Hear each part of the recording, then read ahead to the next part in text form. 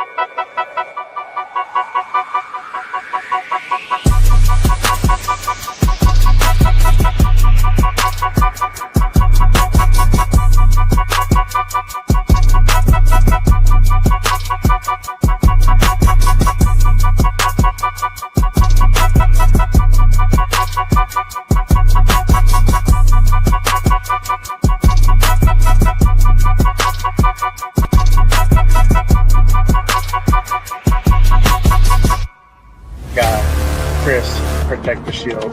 Good morning, brother. How you doing? My God, Lunatic Raider, Raider Legion. What is good? We on? Oh, hey! We on. None other than Mr. Quiz, bringing none other than our guy, Joe Moore. Bring out none other than the Violator, Wayne Aubrey. Bring out none other than the notorious Mitchell.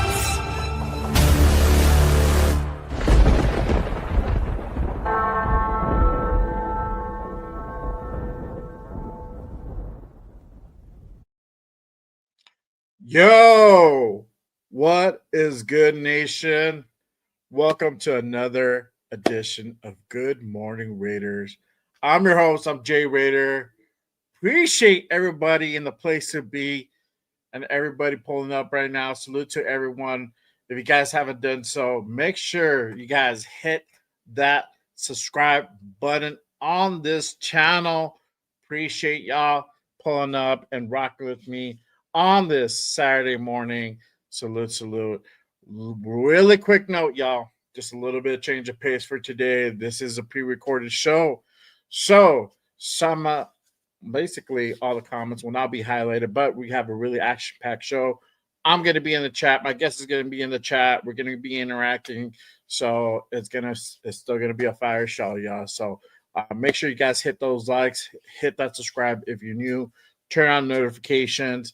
It does go ahead and help to go ahead and really promote the show and really go ahead and put it out there in the YouTube algorithm. Appreciate everyone rocking with me on this Saturday morning. Salute. All right, y'all. So let's go ahead and get into it. I'm going to go ahead and bring out my next guest. He's an up-and-coming podcaster. We've already rocked a few times. Had him on the post-game reaction show. Last Sunday, a fire show. Had him on Raiders Unfiltered, fire show. Yo, let me go ahead and bring out my guy, Raider Primos, in the building. Salute, my guy. Appreciate you tapping in. What is going on, Jay? How you doing? Nothing much. Just glad the bye week's here. Yeah. We can kind of take a break of what we've been witnessing at the start of the season. For sure, man. For sure. It is a much needed a break especially from that performance we just had this past Sunday, man. But hey, we're gonna go ahead and talk about it. We're gonna kind of go ahead and just kind of talk about the season up to this point, and we'll look a little bit towards next week's game, next Sunday's game, which I'll be out in Vegas. So anybody who's out in Vegas, who's gonna be out in Vegas, let me know. Hit me up. Definitely down to go ahead and meet up for a drink and whatnot. But let's go ahead and kind of kick things off. Raiders 2-5, 3 blowout games, man. It's been rough. And we didn't think the season was going to go like that, but unfortunately... Oh, no! We suck again! We suck again. Damn it. We back Oh, to the same place we were last year, man. Can't catch a break. But really, I think the question on everybody's minds and kind of what I've been talking about, part of this week is kind of what went wrong with the season. Like, why are we up? Why are we here? Why did we get up to this point again? We thought, this was going to be a different story mhm. come this season. We went out and we thought we hired adults in the Yeah. building. Yeah. Now I got John Spytek, Pete Carroll, Chip Kelly. We brought back Patrick Graham. Hey, continuity, some new faces, talent. On paper, it looked good, but man, were we wrong? We were wrong. Very, very wrong, man. Egos? Could we say egos? Because going into the offseason, I wouldn't say Spytek wowed me with his offseason moves. He signed Kappa, but what really excited me was he made sure to take care of our guys. Max Crosby got a new deal. Colton Miller got a new deal. He tried to get a new deal with Jacoby Myers. We've seen that didn't fall through. But I believe that Spytek came in here and was like, I want to take care of my guys first. And then because we also have to Spytek's not going into this, I got one season to fix this thing. He's believing he has time to fix this organization. So I believe maybe his first year plan, I'm going to take care of my guys. Max needs a new deal. Colton needs a new deal. Jacoby needs a new deal. And then he signed a lot of guys on one-year contracts. Devin White, Jamal Adams. He brought in some veteran presence. This upcoming, what really went wrong, it goes down to Pete Carroll because people want to talk about Spytek didn't address the offensive line. Did Spytek think JPJ was going to play guard? Like, did he think Meredith was going to play center? Like, that's where when that first report came out in training camp, I thought I was calling BS. I was like, there's no way Pete Carroll, like a smart guy like Pete Carroll, smart guy like Chip Kelly, is not going to put your best center at the guard position and put a guy that's never played center at the center position. Maybe it's something they're experimenting with. That's fine because it was training camp. It was preseason. That's where you want to experiment some things that you want to do. Then going into the regular season, no, this wasn't something they were experiencing. This is something they wanted to do at the start of the season. And I was like, okay, I'm for it if it works. If it doesn't, then you better put JPJ at the center position. You better put it the way it was when you got here, which was Meredith at the left guard, Palm at right guard, and then JPJ at the center position. We seen, the offensive line wasn't great, but it wasn't bad as like we seen at the start of this year. Right. I think that's what went wrong this season. You got Pete Carroll's ego that it's my way or it's no way, and then you add Chip Kelly's ego into that. I think it came down to egos. That's what went wrong this season was the egos of the head coaches. And could we put ego of Geno Smith too? Not really taking accountability of the mistakes that he's making this season. I mean, imagine how that feels. I mean, calling out a rookie like Dante Thornton Jr., saying that, I'm working with the rookie wide receiver. Like, imagine what you're doing to the kid's confidence, and you're the starting quarterback. Like, it's stuff like that where I think this had the start of the season. If you had to put one just name on it, egos. Yeah, I think you're right. I think there's a lot of ego in the room currently. For me, I think what really went wrong is just the mismanagement, the mispreparation of this team. Not everybody was on the same wavelength, even though it was said that, hey, we want to go ahead and compete and win now, but it felt like John Spytek was kind of trying to gear up more towards the future as a long-term basis, as opposed to Pete, which he's 74 years old now, 73 at the time. He wants to win now. He doesn't have time to go ahead and sit around and put a team together and doing the whole fully rebuild process, right? Mm-hmm. He wanted to go ahead and win now, do both at the same time, or try to do both at the same time, and it just didn't pan out, right? And that's the thing that I think frustrated. We didn't properly address the O-line in the offseason, right? We thought we were going to go ahead and draft a quarterback, early within the draft. That didn't happen. We went out and traded for Geno Smith, and then we drafted a kid out of Montana State in the 6th, and that wasn't taken seriously. That was a forefront issue. And you can go back to before we even hired Pete, early in January, where we're going through and try to do all these interviews, and I remember because I was doing a lot of these shows where who's going to be interviewed, right? We got to try to go after Ben Johnson. Liam Cohen's name was mentioned as well. You got Robert Saleh, Brian Dable. I remember the whole list of potential coaches to go ahead and bring in and interview, just to try to get them in the building to interview. Yep. It was crazy, right? And then you even had Brady get on the phone with Ben Johnson, trying to go ahead and convince him just to take the interview. It was just crazy. But the key important thing here, the ultimate factor was that we didn't have a quarterback, so that isn't attractive to come here. Plus, we don't have the best track record when it comes to coaches, right? And tenureship here. That's a big red flag, right? So we went out. We had this guy, Pete Carroll, won a Super Bowl in Seattle, won a national championships at USC. Cool, this guy's accomplished. He has the accolades. He's interested. Didn't work out with Ben Johnson. No, I think we interviewed Robert Saleh. I don't know if he interviewed. That was weird. I don't know if he walked away with no deal. I think he walked away, something like that. It was weird because he went to. I think he was going to go out to interview at Jacksonville, and then Jacksonville did their thing with Liam Cohen, and then I think we were scheduled to. I think he did interview, but it was nothing really transpired there. Yeah, and then that was it. Right, and then they decide they hire this guy John Spytek, which is big correlation with Tom Brady. That's Tom Brady's guy. That's his dude at Tampa Bay, right? When he was at Tampa Bay, brought him over, and then they decided to go ahead and hire Pete Carroll, and then it just started from there, right? But they never could get on the same page, and it was evident. We, honestly, looking back at it, there were some of the signs were there. Because they would never be they would never say the same thing when it came to interviews, right? Mm-hmm. John Spytek will kind of downplay a lot of the draft, we got to kind of see where we're at, and then Pete's over here giving away the bag. I remember, dude, what the fuck?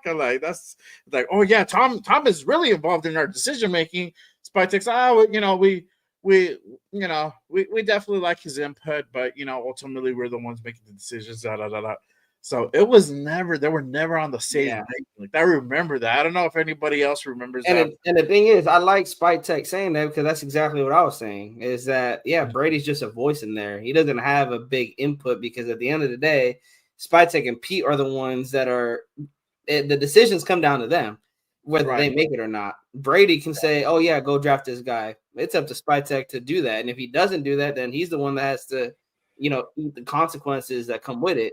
So Spytek, like you said, Spytek and Pete not saying the same thing. You're right. The signs were there. The signs were there. We just decided just PBP, whatever. We were drinking the Kool-Aid before we even seen. We're drinking the Kool-Aid already, bro. We didn't even know.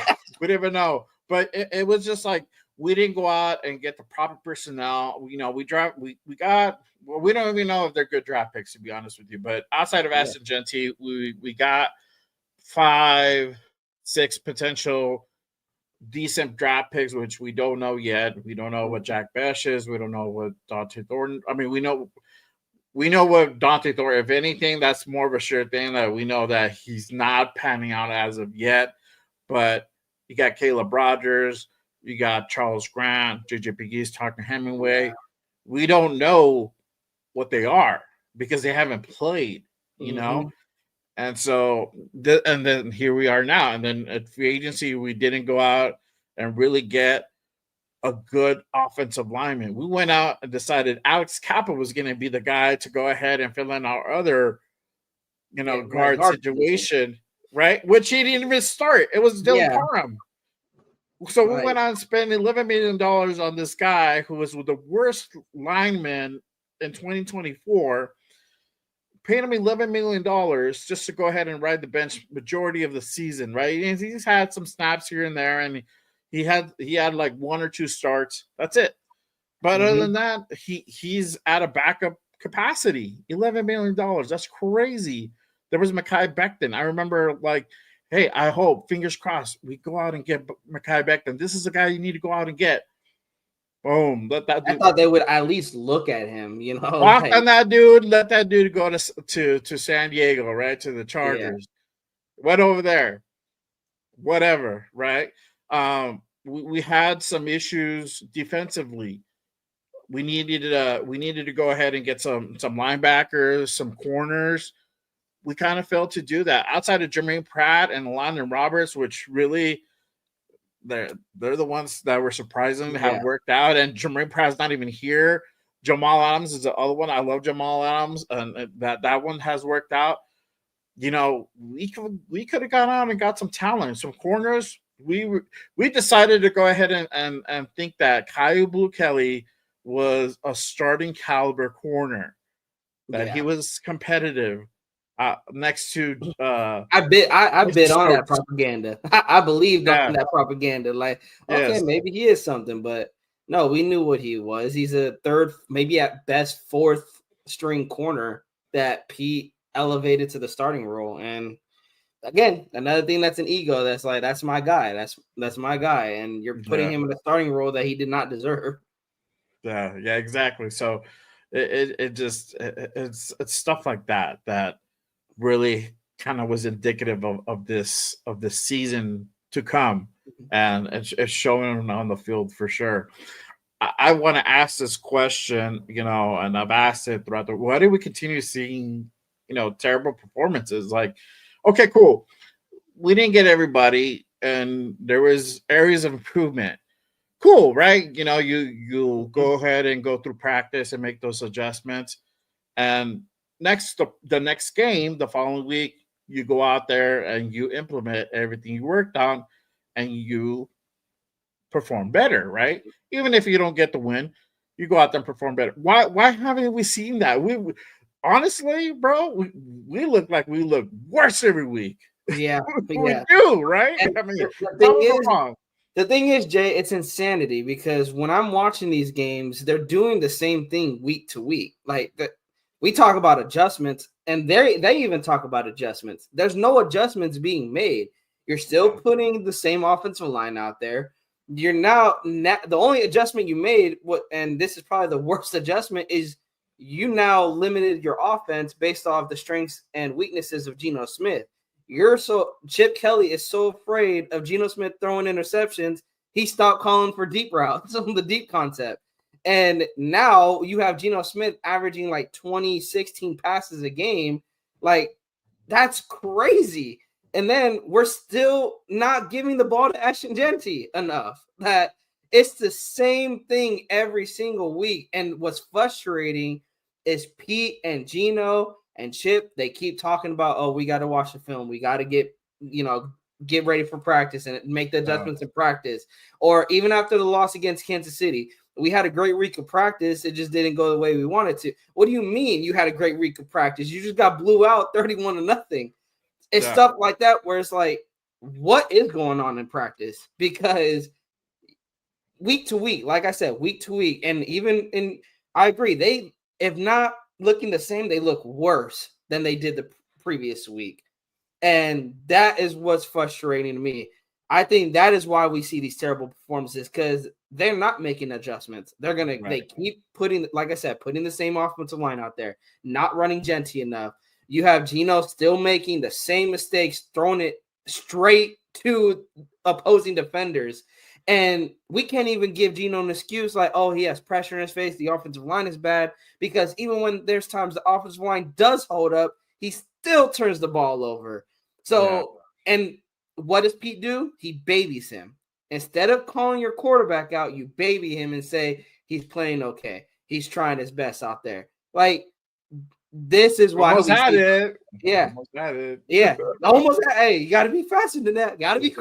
But it's like, that's why you see terrible performances. And I said in my show that who's going to call somebody out? who's going to be the person that's going to kind of bring everybody back down to earth? Like, guys, we're 2-5. We suck. Like, because Pete's obviously not doing it unless he is doing it, Right. but he's babying his quarterback. Someone needs to go to the quarterback who is the leader of the team. Is like, you need to play better. Someone needs to go to Max Crosby and you need to play better. Someone needs to go to the second. You need to play the entire team. You need to play better. But it does start. You practice how you play. Anyone who's played sports has gotten told that you practice. You play how you practice. So what are they doing in practice? Because you guys are saying you guys had great weeks of practice, then why are we not seeing great results? Why are we seeing same results or even worse results? Yeah. And I think, and I'm going to go ahead and possibly give you an answer for that.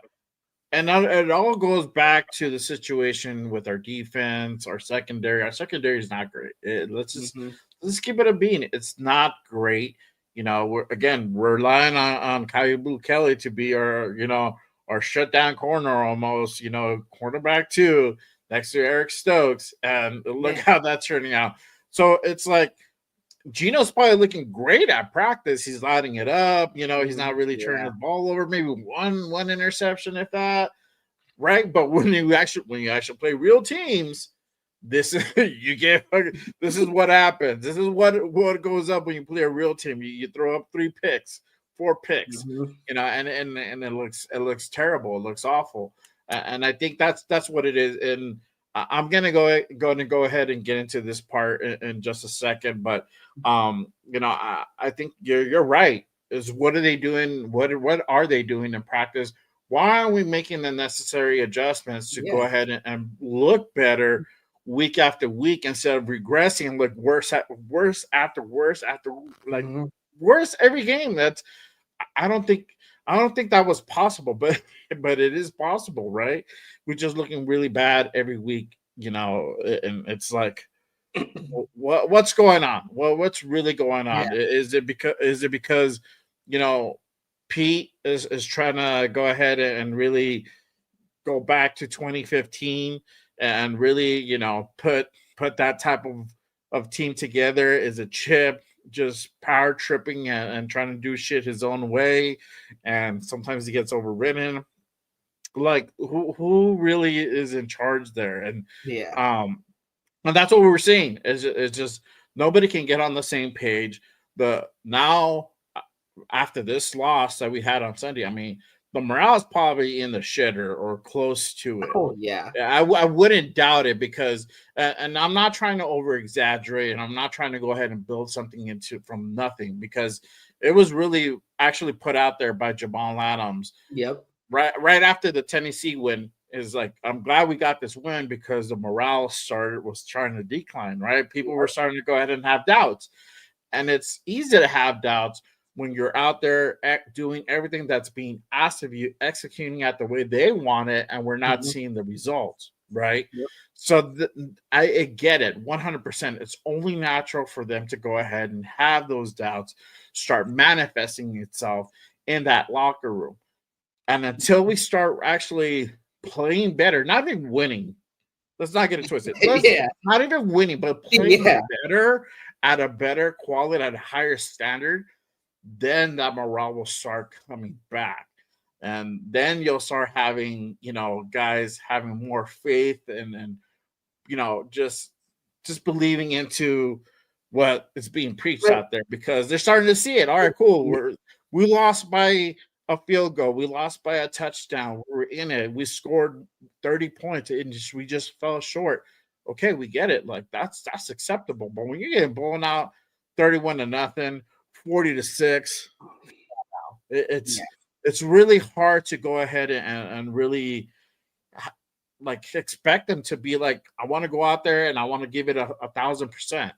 I totally get it, 100%. Something has to change. We're going to go ahead and get into that part on what really needs to change. But before I do, really quick, before I go ahead and hit the next segment here, make sure, if you guys haven't done so already, hit that like and subscribe button on this channel, on my guy Primo's channel. I have his link to his channel on the description down below. Make sure you guys go ahead and give him a subscribe on my guy for sure. Appreciate everyone pulled up and rocking with us on this Saturday morning. I'm going to go ahead and go into this. It's something that the nation knows exactly what I'm talking about. And this is why everybody's so upset, so pissed off, is Pete Carroll keeps trying to sell the nation, or is it really his view? Is it really Pete's perception and against the reality of the situation? I don't know if he really is like stuck in the time warp of 2015 that he can't bring himself to come to present day 2025 on what the situation is with this team, because it really does feel this press conferences, the everything that he's saying is really indicative of somebody that does not want to come to terms with the performance of the team, the morale of the team. It's pretty bad when you go out and really say, "Hey, I'm really surprised we're not further along Yeah. than we are now." It kind of raises some eyebrows. And for y'all who don't know what I'm talking about, I'm gonna go ahead and play this clip real quick. And this is Pete from literally after the game after the Chiefs game, and they really ask him regarding kind of how the season has come along so far. I'm gonna go ahead and play that clip and give everybody a little bit of context on what we're referring to. Here is Pete on his evaluation of the season up to this point. Point in the season, has there anything surprised you how like this season has played out so far? Yeah, I'm surprised that we're not farther along than we are. I thought we would be, and I anticipated being farther along and being cleaner with our game. What I'm trying to show you is that we can play really balanced football, meaning that all three phases can do their part and give us a chance to play the game where we're not giving the game away. And early on, we were turning the ball over like crazy, and kicking game was struggling, and defense was kind of holding it together for us, it seemed. And so the kicking game has come back around. A couple guys have been switched around, moved around. I think Tom did a nice job adjusting, and the last couple games have been very solid. You kind of don't even want to know they're out there, and every once in a while they make a play, and that's kind of taken place. And defensively, it was different yesterday. We really missed Max. Max's dynamic play, the things that he does, that was obvious to me. But that's coming along. Offensively, now we've settled down, giving the football up, and so we need to kind of get going again and get moving it and get productive. Yesterday was a mess of making first downs, and they did a great job on us. I really looked at we missed some guys out there, and Jacoby was really important to us, not having him, and the fact that we were so close to getting Brock back. We've played without Brock for almost a month now. I don't know how many games he missed. He missed three games. It seems like forever, and he's such a central figure in our offense. To have him coming back will just seem different. I think everything about it will look different, and we're counting on that. That was Pete on. What he kind of thinks about the season up to this point. Let me ask you, bro. After hearing that, what are your thoughts, man? Excuses. You're making excuses. You literally said it yourself. You've been out with Brock Bowers for 1 month. I get it. He's a dynamic playmaker, but you have Michael Mayer, and he was out for, I think, 2 games. He was out. You're making excuses out there. That you struggled to pick up first downs. That was very evident. And then he's talking about, the special teams, they started picking it up. That helps, Pete, when your special teams isn't out there. Against Kansas City, our kicking game was out there one time because we had a kickoff to start the second half. Like, come on, what are you talking about here? And then what raises my eyebrow is, why are you talking like a fan? See, a fan on the looking out on the inside in can say, I anticipated us being better than what we are. You're the head coach. You have more of it. You see more than what the average fan sees. So for you to say I expected us to be better than where we are at. Essentially, that raises questions because then what are you seeing? Because Geno Smith first 2 games, 4 interceptions right out the gate, first 2 games. No. And then it just continued, interception after interception after interception. And that hasn't gotten cleaned up. We are like, you're talking like we're going into week 2 or week 3 or even week 1. We are 7 games in and nothing has changed week to week. And so that's where, again, we go back to what are they doing behind closed doors? Are you even involved, Pete? Is he that old that he can't even be out there in practice? That he's like, hey, Chip Kelly, handle practice. I'm not going to, because there you go. I did my photo op. There you go. They saw me throw the ball a couple times and wrestle a few of the guys. Yeah, and then I'm out of here. I gotta go take my midday nap. I gotta go take my I'm gonna go take my it raises questions, that it's sounding like our head coach doesn't even know what's going on in the building.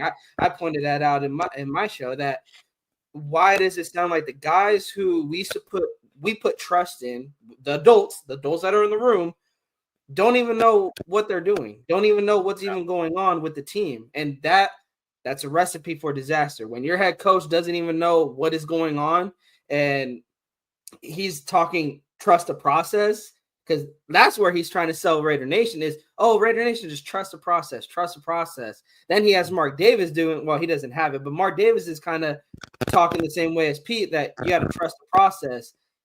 Man, Raider Nation has been trusting the process for 24 years. Okay. When is our loyalty? When is our passion to loving this team is going to be reciprocated with wins? So to answer this question, it has to be his view, because unless you really have no idea what's going on in the building. If you're selling Raider Nation, that tells me you have no idea what's going on in the building, and that's a problem in itself. Yeah, for sure. And that's the thing that I think pisses everybody off, is just like, okay, we're 2-5 with 3 blowout games. It's like, why are we still in this, like, fucking everything's gonna turn out okay? We just need to go ahead and keep on practicing. No, no, it's not gonna get better. I mean, it would have gotten better weeks ago, and it hasn't. They're looking at the schedule, right? And we've just gone through the easiest part of our schedule, by the way. Yeah, it's about to get brutal. There were some games that we knew that we were going to lose, right? Yeah. The Commander game, we knew we were going to lose. That was almost an automatic L. We thought maybe we had a better shot of potentially stealing one, that because Jaden Daniels was out of that game. But obviously, we always shit the bed and try to make these backup quarterbacks way better than what they are, right? Right. And the Colts have been doing pretty good this year. Yeah. And the Chiefs game was always up in arms because, historically we're pretty competitive with the Chiefs, especially in Arrowhead. I mean, we stole it a couple of years ago in that Christmas Eve game, right? Cool. So we thought it was going to be a close game. Usually it is when you face a division rival, but it hasn't been the case. We lost pretty bad to the Colts. We lost bad to the Commanders. We literally got a belt to ass this past Sunday versus the Chiefs, and really had to take the Chiefs, in my opinion, to show us how bad we really are. Yeah. That was the worst game by far I've ever seen in the very, very long time. And I'm talking going back to like Art Shell Part 2, bro. Like, it's bad. Yeah, I didn't see the Raiders back then, but I think the bad is like Raiders Rams 52-0 blowout. Isn't that bad? It's crazy how a 31-0 blowout could be worse than a 52-0 blowout. Like, that's what's crazy.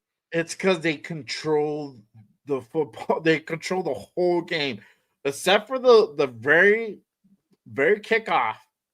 Yeah, that's the only time we really controlled the game. But other than that, it was, they did what they wanted on that field. They did. They moved the ball whenever they wanted. They want to run on us. We could run on us. If they wanted to go ahead and shoot it down the field, they could. If whatever they wanted. Defense, same thing. whatever Spags wanted to go ahead and throw at us, they were able to go ahead and execute it without a T, to a T, basically. And that's really the name of the game. They skunked us, but not only that, they just did it in a very almost kind of like godlike type of way. And I'm just like, fuck, Yeah, man. people are like already putting them as Super Bowl favorites, and I'm like, they played the Raiders. Calm the hell down. Played the Raiders. They're 4-3. They haven't been great. It's just, for one, they're a good team. Yeah, I'm not going to go ahead and deny it. Yeah, Chiefs are the Chiefs. But the thing is that we just suck that bad that we made them look really, really, really good. Yeah, and that's where we're at now. But it's stuff like that to really put things in perspective. But this is the thing. Pete's perspective is not there. I think from what I feel that he's really trying to go ahead and put that 2015 Legion of Boom back together. And it's a different fucking team. This is a different team with different talent. It's not the same talent. We don't have as much talent as he had back then. And this is the thing with the NFL. Teams evolve. This sport evolves very, very quickly now. From what you can go ahead and run maybe this year doesn't necessarily mean that it's going to work for the next year. You might have to go ahead and reinvent yourself, because teams, especially if you're really successful, for example, the Eagles, now everybody knows that MO. Everybody knows, like, okay, they're going to go ahead and really run the ball. Run the ball. You got to build your offensive line, so we really got to go ahead and challenge these guys at the trenches. Make sure that we get some guys that can go ahead and really create some penetration, some disruption to Jalen Hurts. And even they've taken a step back as well this season. So that's the thing. Teams adapt. And this is a point where Pete has not done that. It's an adapt or die situation, and we are dying. We're dying. And I'm just keeping it a bean. And it really starts with this, the misutilization of players. For example, JPJ is a prime example. Yes. From switching this guy from center to guard, a guy who's played center far longer than Jordan Meredith. Jordan Meredith just learned how to play this position this spring, this offseason. Never taken a snap at center, but yet he's the best guy to go ahead and put out at center, to start at center. Why? Because he can go ahead and call audibles and read some defenses. Well, guess what? That's where coaching comes into play. You coach that up. That is a coachable thing. You put that towards a guy who's already played the position. You just need to go ahead and guess what? Keep on developing him. That's literally what it is. And another guy too, Isaiah Paul-Mal. Isaiah Paul-Mal was a pretty good. He did pretty good last year as strong safety. For whatever fucking reason, Pete decides, hey, guess what? I think you're going to do really good at free safety. Fuck. Worst safety out in the league. Same thing. Kyle Kelly. The list goes on. There's misutilization of players, trying to force players to play positions that they're not used to playing. And that's why we're also seeing a 2-5 season where it looks abysmal, where we're getting blown out and not being competitive. We're not. Yeah, we're forcing guys to do things that they're not used to doing. You're setting players up to fail, essentially. And that's not fair to the players, because you're making these players bust their ass off every single week, every single practice. And like you said, I'm being told what to run. I'm being told how to play my position, and the results are still not there. So I agree with Jamal Adams. I agree with the rest of the locker room that we don't believe in this coaching staff. We're having doubt of this coaching staff because we're doing everything that they're asking us to do. JPJ's like, I bitched and complained about it, but I'm still going to play guard. Isaiah Palomalu, I don't play free safety, but I'm going to play it this season. I'll do it to the best of my ability. You're setting players up to fail. And I said the easiest adjustment is to just put those players back in the positions that they played. But for whatever reason, Pete doesn't want to do that. Why? Raider Nation's guess is better than mine. Because I feel like I'm not saying it'll lead to wins. Putting Isaiah Palomalu back in the strong safety, putting JPJ but I feel you will see that improvement. You will definitely see more running lanes open up for Ashton Genty. You may see a little more protection for Geno Smith. And maybe does that lead to Geno getting more comfortable in the pocket? Because I think now he's gotten in this time clock that has a little bit of PTSD in him because he was taking so many hits early in the season. What about Isaiah Palomalu coming off, at the strong safety that you can bring him on a blitz package or even picking up a running back? We've seen what he could do tackling in the backfield and even coming on those blitz packages when AP was here. He had Isaiah Palomalu balling. Like I was thinking, I think not saying that he'll be a great safety. It's just an improvement. It's an improvement way better than what we're seeing right now.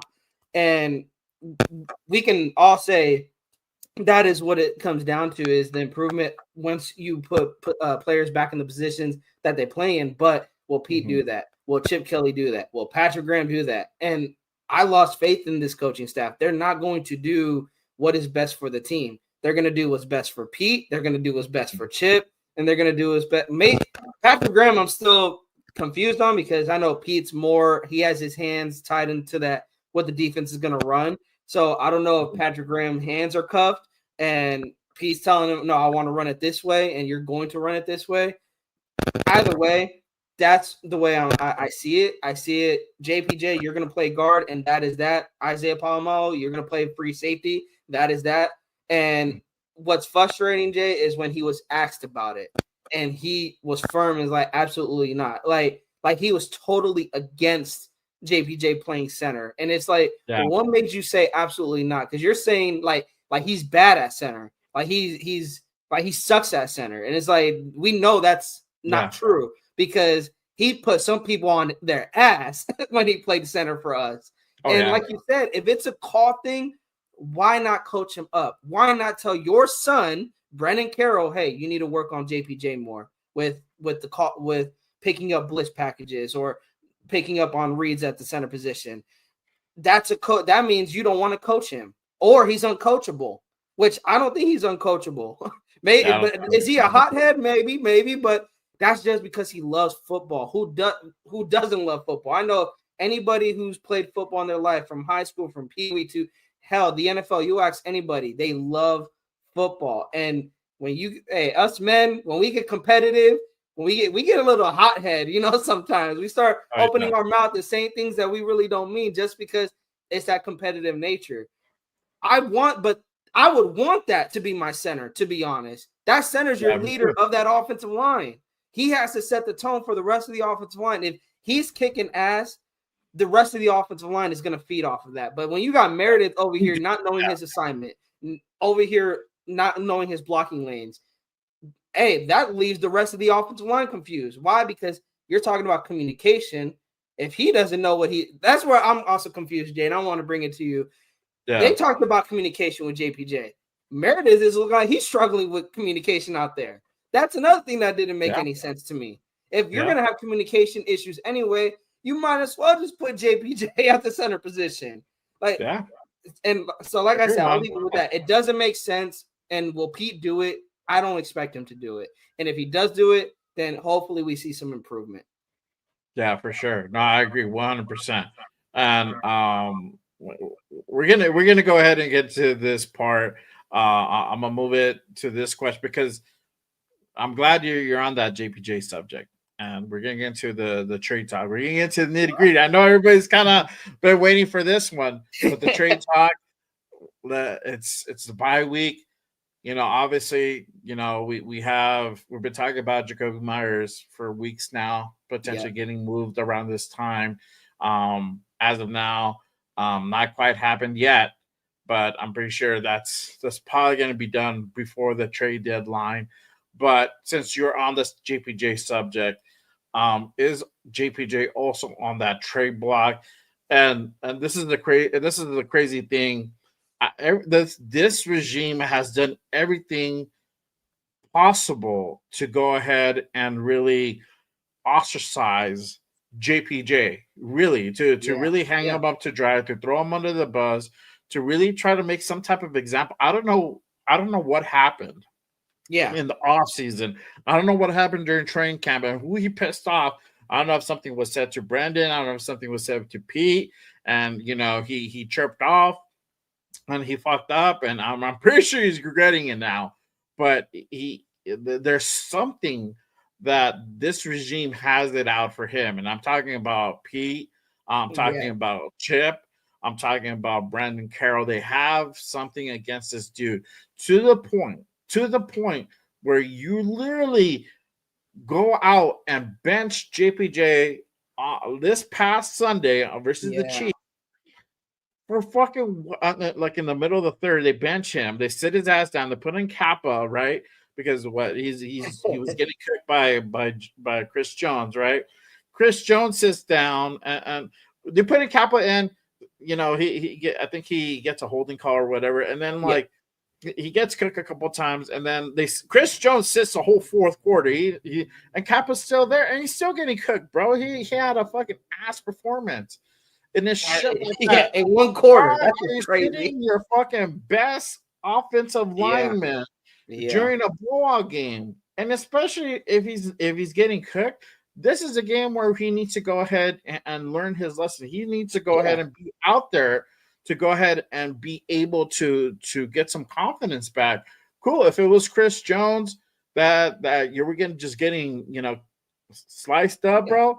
Cool. Stay out there, get back in it, and especially at that point where he's already sat. Cool. Go on and do your thing. Do your thing. This is a moment. You don't have him in here. The game is what it is at this point. You just go play every snap, go do you, right? No, they sat his ass up, but they said nobody else down. That everybody stayed in their position, but it was only JPJ. I noticed that right away when Kappa got called for the holding. I'm like, did they take JPJ out? And I'm like, they really took him out. And I'm like, if there wasn't nothing going on, you wouldn't have done that. And that's what told me. I'm like, tell me something's going on without telling me something's going on. Like there's clearly you clearly have it out. I was telling, I'm not a person that have clickbait, but there's something there.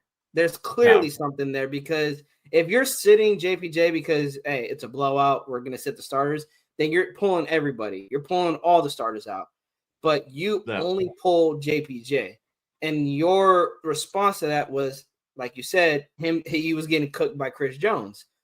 Who does Chris Jones not cook? He's one of the best defensive tackles in the league. And the thing is, JPJ is a second-year NFL player. He needs to get his ass kicked and humbled a couple of times. I felt in DC's second year, there was a game against the Chiefs where they were playing him tight, but then he had a terrible second half. 3 interceptions he threw. And I felt that made him a better quarterback the following year. Sometimes you need to get kicked in the mouth so you can get in. You could get stronger. And JPJ, he needed to get humbled a little bit, maybe. But Pete, that's not for you to decide. That's for the gridiron to decide. That's for the field to decide if he gets humbled or not. And if he does, like you said, Jay, you pull him aside like, hey, get your head out your ass and go kick some ass. Okay, maybe you got your ass kicked. But now go kick some ass. Finish the game on a high note. That's the thing. We started the game iffy as a team. Let's get out of here with some positive. At least. Let's get out of here with some positive. But no, you shut this man's confidence down and you bench him. And to answer this question, is JPJ also on the trade block?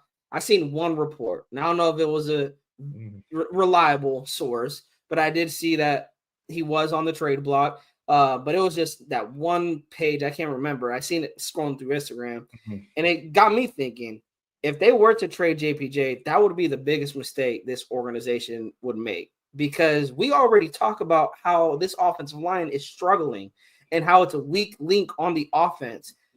And then you just trade, if not next to Cole Miller, your best offensive lineman on that line, and you trade him away. And you're going to have to watch him not only go to center where he's probably in the position he's supposed to be at, you're going to see him be probably one of the top centers in the NFL. And that is what's going to piss me off even more. is because That's we gonna had piss that, off a lot and of he people. could be that for us. But again, Pete's in his head that it's his way or no way. And again, what is behind closed doors? What did JPJ say? Who knows? Was it that remark that he told Genty, "Hey, I'm your starting center"? Like, was it that? I don't believe it's that. And if it is that, bro, Pete, come on. Like, who knows, man? That's the thing. It's a who Yeah. knows. It's a what did JPJ say, or is he not a Pete guy? Because JPJ wasn't drafted by Pete. He wasn't drafted by Spy Tech. He was drafted by Yeah. Telefone and AP. That's the guy who wanted him. And AP loved JPJ. I don't is he and the AP and Pete both got different personalities. So does JPJ's personality kind of rub Pete the wrong way? Who knows? But again, if they didn't have to say anything, they said a lot benching JPJ in Sunday's game. They said a lot with that benching. Yeah, for sure. And that's the thing. I don't know. I don't know why they're continuing to do this. We're already 7 games into the season. We're already done with the quarter of the season. We're past that. We're almost at the halfway point. We're just probably like a game shot at the halfway point, right? Or you can consider this a halfway point. Either way, I mean, how long is this going to go through? Like, are we going to go through the rest of the season just with the whole Pete versus, the regime? I'm sorry, the JPJ versus the whole regime saga for the whole season? Why? I mean, this we have, like you said, we have so many struggles offensively, and he is essentially your best offensive lineman right now outside of Colton Miller, who Colton Miller is injured, and which most likely probably be done. He's probably done for the rest of the season. I don't see him coming back. And if so, for what? I mean, I don't think we're going to go ahead and pull out, a 7-game win streak out of our ass anytime soon, right? So until then, let him heal up. But why are we doing this to this guy? We drafted this guy in the second fucking round. He doesn't suck. It doesn't suck. If you drop a lineman in the second round, he doesn't suck necessarily. I mean, you could say, anybody could bust, but we've seen time and time again. Even had film on him too from last year. Yeah, he has talent. He's a guy. He's literally, there's a big difference when he's on the field for us, when he's not. Yep. There's a big difference. And I don't know why we keep going through this egotistical shit where we just have to go ahead and make a point. The brass has to make a point, and like, we're just gonna go ahead and punish you. We're gonna fucking show you who's the boss. All right. I'm pretty sure this kid's is like, okay, man, like, I just want to fucking play. Yeah. And that's the thing. When you're talking about morale, where guys are questioning morale, this guy's the opposite. This guy wants to play. He wants to go out there and give it his all. This guy wants to be a fucking Raider. And that goes back to the podcast he had with Max months back, right? Yeah. He wanted to be, he loves being a Raider. And and this is the crazy thing too, like, JPJ's family is all about our fucking team. Yeah. They're all about he just our fits team. The Raiders too. He fits the Raider attitude. He's the typical Raider guy. Like, this is the typical Raider player that we are known to see. And that's why a lot of people like him, is because he's talented. He brings that talent, plus he brings that attitude, that old school Raider mentality. And that's who we are. That's what we are. But for whatever reason, this regime continues to ostracize him. I hope they don't trade him away. But this is the thing. I won't be surprised if they do. And that's a sad part. I won't be surprised if it does happen. They ship him out to go ahead and get whatever draft pick, but just because they don't want to deal with him anymore. And what the crazier part is, and the shit that also pisses me off, is that Pete's not going to be here in 5 fucking years. Yeah, he's not going to be here in 3 fucking years. Don't talk. He's not going to last 3 years. No. So what the fuck difference does it make whether he's here or not? Let the kid develop and And once you're fucking 10 years over, guess what? The next guy is going to go ahead and put him in.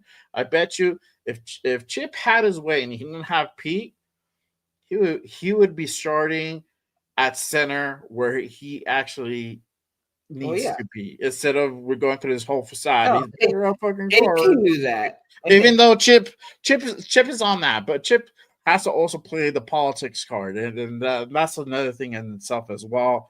The whole politics game of who's really in charge over there. Who's really calling the shots? Is it Pete? Is it Chip? Is it Spy Tech? Who? Right? There's too many chefs in the kitchen, not enough cooks. That's essentially what it boils down to. There's too many chefs, not enough cooks. It really should be Spy Tech running the reins of that roster. He should be in control of that roster. Pete should just be giving a list of like these are the positions I need to go ahead and fill. This is my wish list. Try to see if you can get these guys.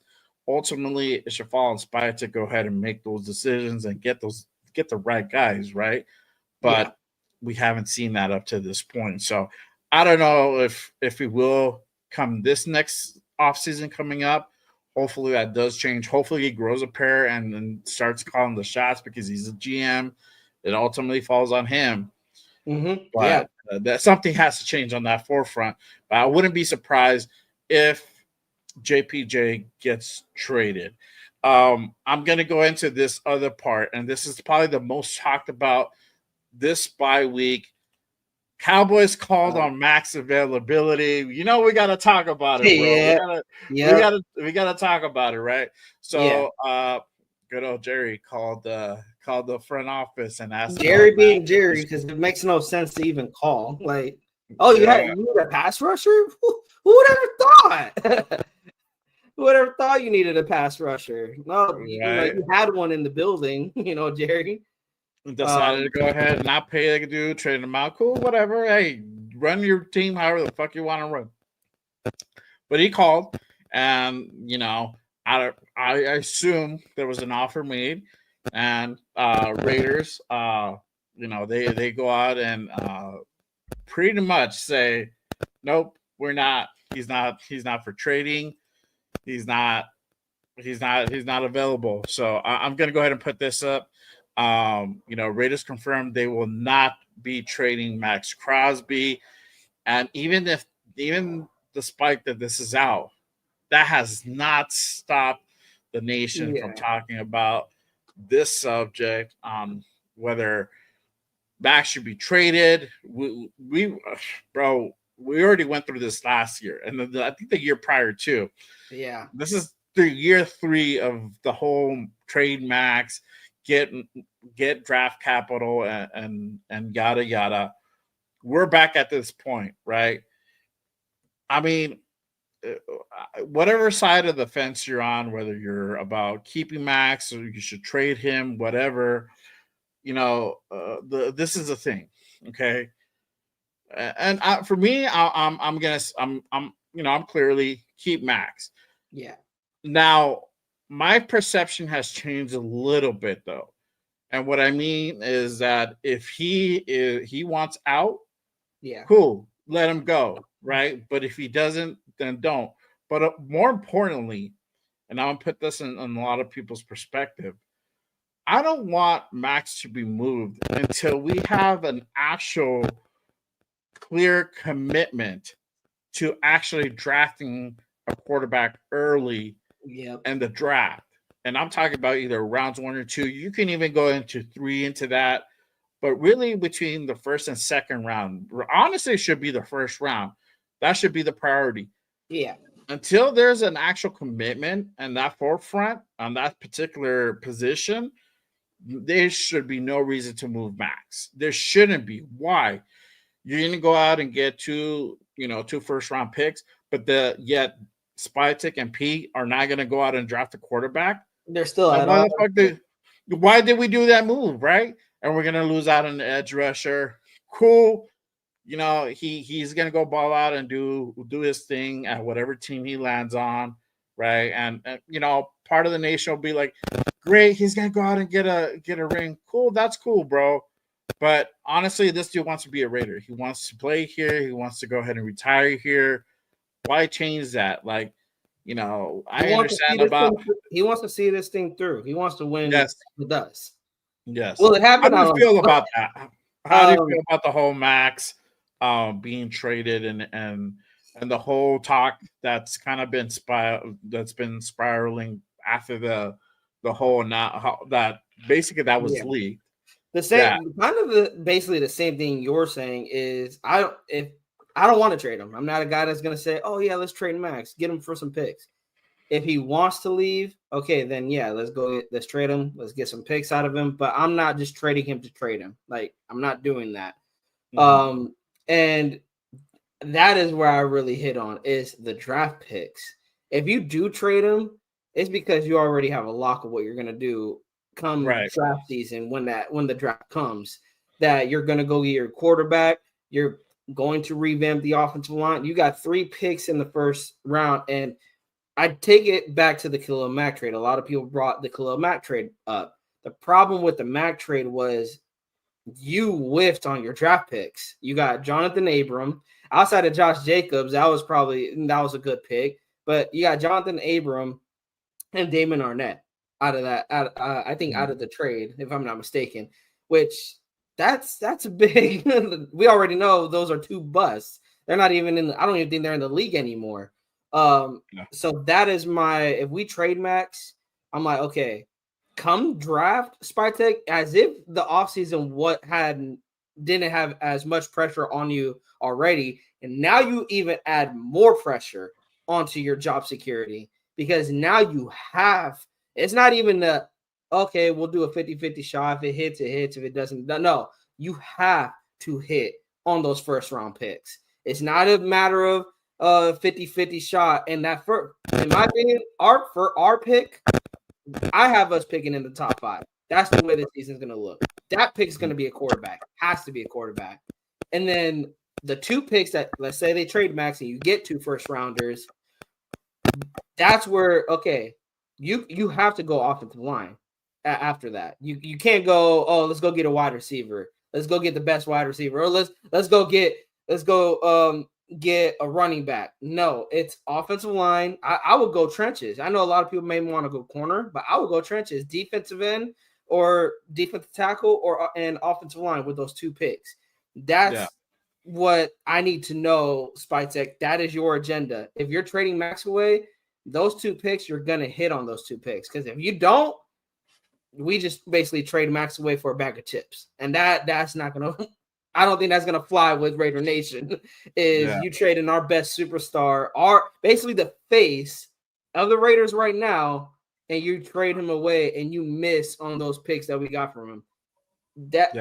That's what's I'm on the same sheet of music as you are. It's the draft picks that is going to make me believe that, okay, maybe the Max trade was good. But right now, I don't even trust this regime. I'm going to be honest. So exactly. Don't move Max. You can't trust this regime with drafting quarterback. And that's the thing. Like a lot of us thought that we were going to go ahead and even though we got Gino, we were still going to go ahead and draft a quarterback. That should have been the plan. That wasn't the case. And they're like, okay, cool. We're going to roll with Gino. That's going to be our future for the next 3 years, right? And that's Pete. That is a Pete narrative control right there, because he didn't want any type of issue arising there. There shouldn't be any doubt on who the quarterback should be, because I shit you not, we went out. We say, for example, we would have went out and drafted Jackson Dart or Shedeur Sanders. The nation would have been been calling for put those motherfuckers in. Let's let the rookies roll and see what we got. That's why we drafted them. It's time now. There was so many shows that I remember doing where, like, okay, cool, set the quarterback out for a season, whoever we draft for a season, half a season, then put him out there. This would have been that situation where you do that, right? They did not want any type of talk that way. That's why they drafted Cam Miller in the 6th round. And once AOC went down, because let's say, for example, AOC wouldn't have got injured, then there probably would have been AOC out there getting some garbage time, or it would have been really the AOC talks I bet you would have been even louder because they're starting to go ahead and pop back up, and he's slated to come back up, I right? think he's scheduled to come back. So He's scheduled to come back. Come back. Yeah, so but if we wouldn't have got out and gotten Kenny Pickett, those chants would have been even louder. Oh, yeah. Trust me. Oh yeah, this guy, the stats, the stat kings would have came out. You already know. That would have been the forefront. We were yelling for Kenny 2 games ago. you know? We were yelling for Kenny. And it was crazy. We knew it wasn't gonna lead to wins. We're just like, damn, it can't get any worse. Like, yeah, exactly. So and so that's been the talk. So my thing is just this. It's like, look, I'm down to move Max, but once we have that clear plan in place, then we can go ahead and make a move like that. Until then, I don't trust his regime on believing they're going to go ahead and actually put a quarterback in their actual on their preview for us to be able to go ahead and move forward, because it should be evident now. It should be evident now that Gino's not the guy, and I bet you not. Spytek knows that is not, and I've been pretty sure Spytek was not sold on Gino, but he went with it because Pete vouched for him or whatever. He's like, look, just this is the guy. He can do it. Or, trust me. He just needs to have a good system in place, and with Chip here, he can do it. What he did with the Tampa Bay Buccaneers. And, when Tom Brady's last year's there, he drafted Kyle Trask, who, I'm not saying he's a great quarterback. I mean, he's a backup quarterback. Coming out of the draft, though, there was a name of Kyle Trask that he was projected to be drafted. Spytek went out and drafted him just in case, because Brady's on the way out. He didn't work out. But what did Spytek do? He didn't give up. He went to go find the quarterback. So I agree with you. Spytek knows that we need to go locate the quarterback. But like you said earlier, who's calling the shots? Is it Pete or is it Spytek? Because I think if it was up to Spytek, Jackson Dart or Shador Sanders would have been a Raider. One of them would have been a Raider right now. And the fact that we drafted Cam Miller, no shade to Cam Miller, but there's a reason he was drafted at 6th round. And he's not the next Tom Brady. No one's going to be the next Brady. That's why you got to go draft your quarterback in the 1st round. At least get some of that potential that you see in a Mendoza or more, or the kid from Ty Simpson. Like, there's potential there. Like, every pick is a risk, but they're showing potential. They're showing that they potentially could be 1st round quarterbacks. And if they are projected come draft time, if they're all 3 projected to be a 1st round quarterback, take one of them. I don't care. I want Mendoza, but man, just take one of them. Like, just take a quarterback. That's where I'm at now. Like, I'm so frustrated that it's like, just take a damn quarterback. I don't even care at this point who it is. Exactly. Yeah, and I'm already been starting on that scouting path, man. I didn't think I was gonna go ahead and do it like this soon, but hey, it is what it is. But that's kind of been my position. Let me go ahead and kind of shift to probably the main guy that we all know is probably not going to go ahead and be here. Jacoby Myers. Is the Jacoby Myers trade imminent? And this came out. Shout out to my guy AQ, Raiders AQ. Salute to him. But he did put this out. He said there's a 61% chance that Jacoby Myers is traded by the trade deadline via Cal Shee. I think this is kind of accurate, and for me, it's really, where is he going to go? What team is he going to pick him up? Because I know there's a couple of teams out there that are interested. Off the bat, Patriots come into mind, Steelers come into mind. I forgot what other team. There's one more team that comes into mind. As well, I think Buffalo seems like they always trade Buffalo. Buffalo. I think Buffalo will be another place, another potential landing spot for him as well. So, I'll be curious to see on where he actually lands. But my thing is this. Is that once he leaves, we're basically who's going to step up for Jacoby, right? Who's going to be the guy that really carries the torch? And then is this finally the point where we're actually going to see Jack Best start taking more reps, more targets? Because at this point he's playing more reps, but he's not getting a lot of targets. I think he only had like 2 targets last game, and it's kind of been that road just for that, the last 2 3 targets. games. Yeah, like 1 target, 2 targets, three targets is like at the most. But he doesn't get a lot of targets, and that's the thing. When he catches the ball, I think there was only 1 ball he didn't catch. And it's because Gino really screwed the pooch on that one. It was like an uncatchable ball. But other than that, everything that's been thrown to him, he's been catching it. And that's why you went out and drafted this guy, right? To be that Jacoby replacement or whatever, because let's keep it real. Spytek wasn't going to keep Jacoby. That was another preview, and I think I don't know what Jacoby wanted. I don't know if it was like around the $20 million range, and his numbers are low or way lower now, obviously. But even that they're not wanting to come any type of medium, and I really do believe they're probably going to go ahead and let him walk if he didn't ask for a trade earlier. So now that we're here at this point, who do you think he's really going to go to, and who do you think is really going to go ahead and step up in that receiver room once Jacoby leaves? I think the writing's on the wall in New England. I think that offense is moving the football with Drake May, Josh McDaniels, and why wouldn't Jacoby go back to a familiar playbook, a familiar place that he's already accustomed to? He's a plug in and play type of player for New England, that he doesn't have to come in and learn a new playbook. He knows the playbook of Josh McDaniels, and maybe the only thing he has to work on is maybe chemistry with Drake May. But hey, like I said, Drake May is having a hell of a season right now, so they could likely get a connection really quick. And then who's going to step up for Jacoby? It got to be Jack Best. It has to be, because you're the guy that got drafted to be Jacoby's replacement.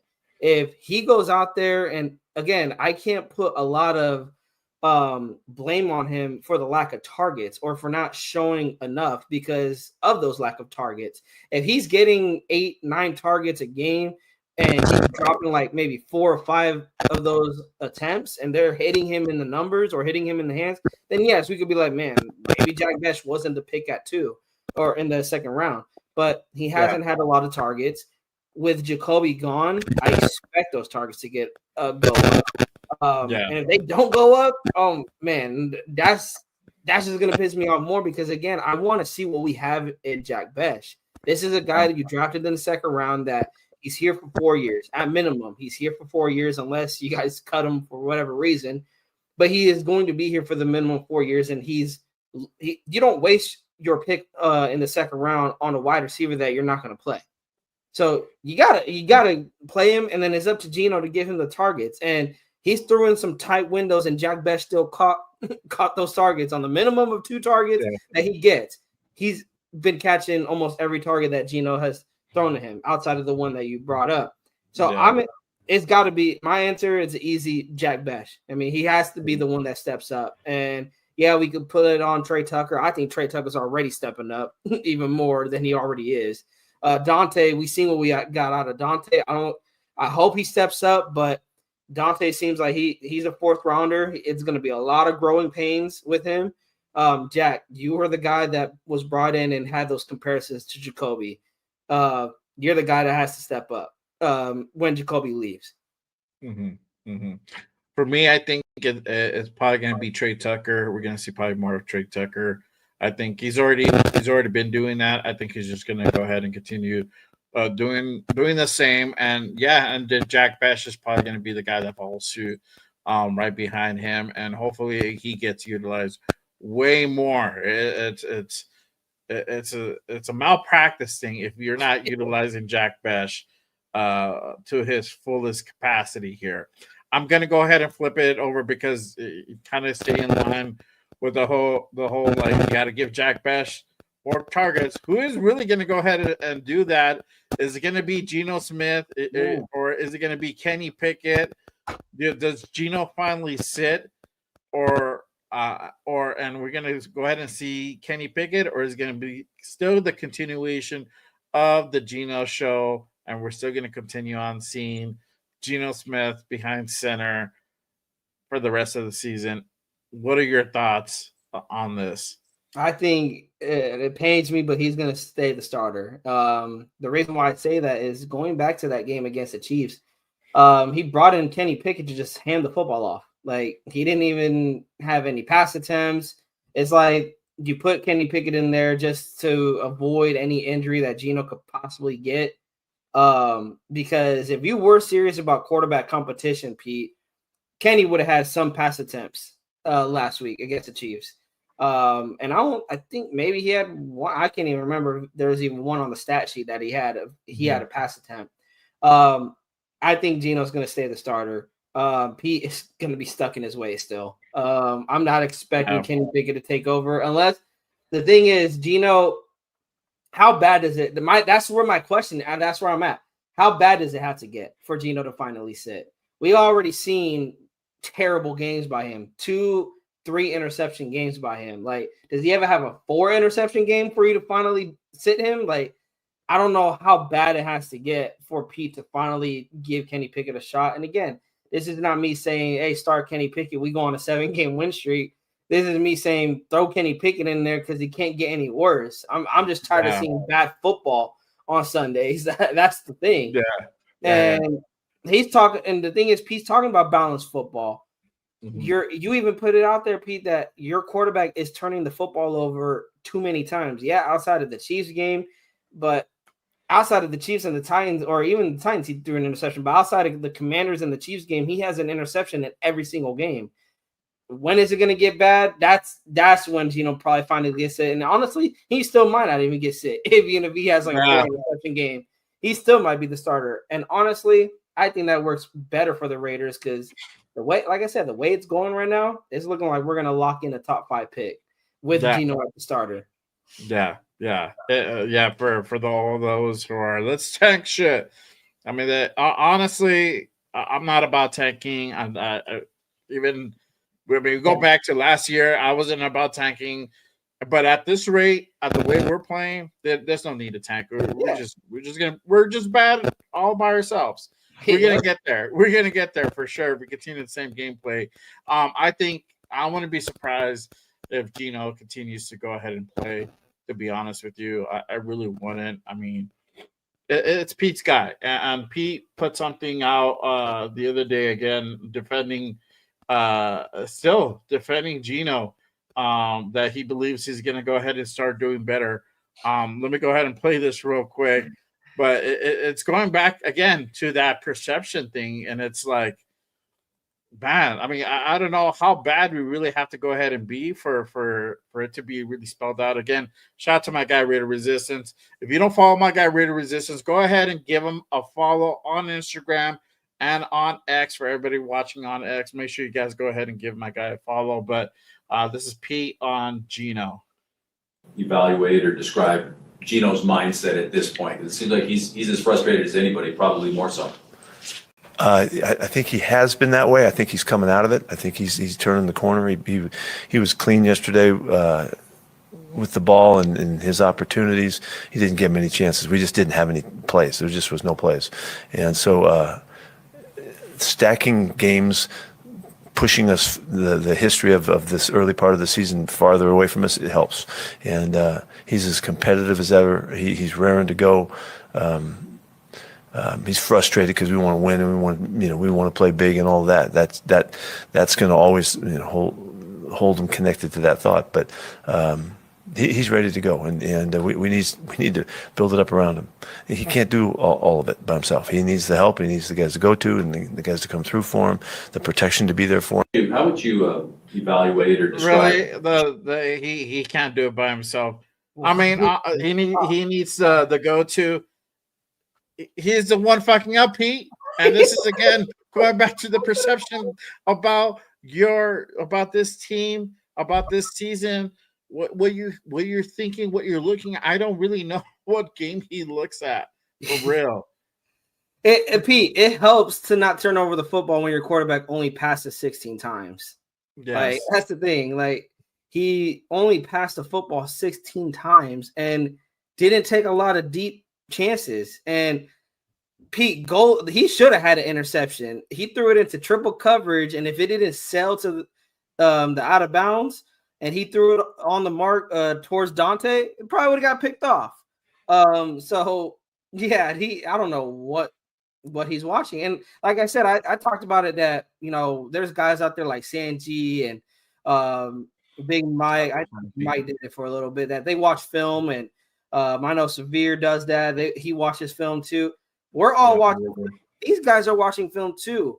The thing is, when we watch film, we're pointing out the mistakes. When Pete watches film, he's saying shit like that. Like, yes, that's like, oh, you have area for improvement here. Like, you know, just don't turn the ball over. Okay, cool. Yeah, like he has 67 yards passing. Pete, forget him not turning the football over. He still didn't do enough to help the Raiders win.